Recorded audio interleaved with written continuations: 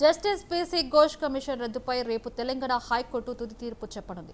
కాళేశ్వరం ప్రాజెక్టులో భాగమైన మేడిగడ్డ, అన్నారం, సుందిల బ్యారేజీల నిర్వహణలో అవకతవకలపై విచారణ నిమిత్తం జస్టిస్ ఘోష్ కమిషన్ ఏర్పాటైంది. ఇప్పటికే కమిషన్ నివేదిక రద్దు చేయాలని, ఎలాంటి చర్యలు తీసుకోవద్దని పలువురు పిటిషన్లు దాఖలు చేశారు. అయితే గతంలో జస్టిస్ పీసీ ఘోష్ కమిషన్ నియామకాన్ని సవాల్ చేస్తూ కేసీఆర్, హరీష్ రావు, ఐఏఎస్ అధికారి స్మితా సబర్వాల్, మాజీ ఐఏఎస్ అధికారి ఎస్కే జోష్ పిటిషన్లు వేశారు. వీటిపై ప్రధాన న్యాయమూర్తి justice Aparesh Kumar Singh, justice GM మొహియుద్దీన్లతో కూడిన ధర్మాసనం సుదీర్ఘ విచారణ చేపట్టింది. అభ్యంతరాలపై దాఖలైన పిటిషన్లపై ఇప్పటికే కోర్టు అందరి వాదనలు వింది. అయితే ఈ నెల 8న తీర్పు వెలువడాల్సి ఉండగా 22కు తెలంగాణ హైకోర్టు వాయిదా వేసింది.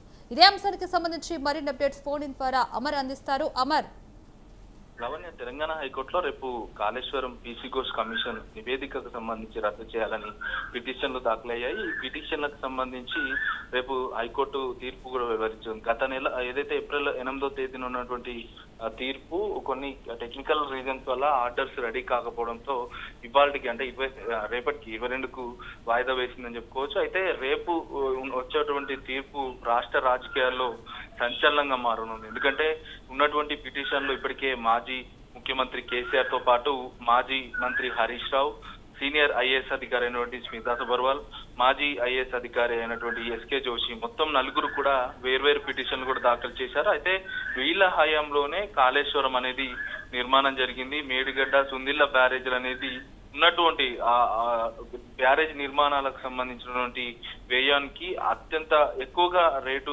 పెట్టడమే కాకుండా పూర్తిగా ఉన్నటువంటి బ్యారేజ్ల నిర్మాణాలకు సంబంధించి తక్కువ ఖర్చుతో ఏది ఎక్కువగా ఖర్చు పెట్టారనేది తీవ్రస్థాయి అవినీతి ఆరోపణలు ఉన్నాయి. ఈ ఆరోపణల పైన ఇప్పటికే సుదీర్ఘమైనటువంటి వాదనలు కొనసాగాయి. ఇప్పటికీ పీసీ ఘోష్ కమిషన్ కూడా దీనికి సంబంధించి నివేదికను కూడా సిద్ధం చేసింది. నివేదికలో ఉన్నటువంటి అవినీతి ఆరోపణలే కాకుండా ఇరిగేషన్ డిపార్ట్మెంట్ కు సంబంధించినటువంటి కొంతమంది అధికారుల ప్రస్తావన కూడా ఈ కమిషన్ రిపోర్ట్ లో కూడా పేర్కొంది. అయితే ఈ కమిషన్ రిపోర్టుకు సంబంధించి ఇప్పటికే రాష్ట్ర ప్రభుత్వం సిబిఐ విచారణకు ఆదేశించింది. 2 సార్లు సిబిఐ విచారణకు ఆదేశించామని సీఎం రేవంత్ రెడ్డి నిన్న ప్రకటనలో కూడా చెప్పడం జరిగింది. అయితే ఈ సిబిఐ విచారణకు సంబంధించి కావచ్చు, ఎటువంటి విచారణకు సంబంధించి చేయొద్దంటూ కూడా పిటిషనర్లు అందులో పేర్కొన్నారు. ఎందుకంటే కాళేశ్వరం పీసీ ఘోష్ నివేదిక మొత్తం కూడా రాజకీయ కక్ష సాధింపు చర్యలో భాగంగానే ఈ కమిషన్ నివేదిక ఉంది.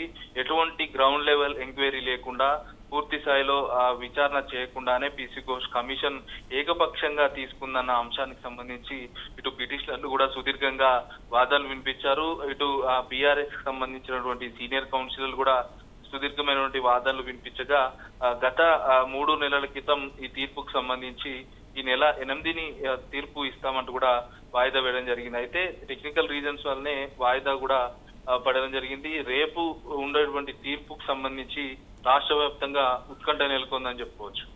Right, thank you Amar.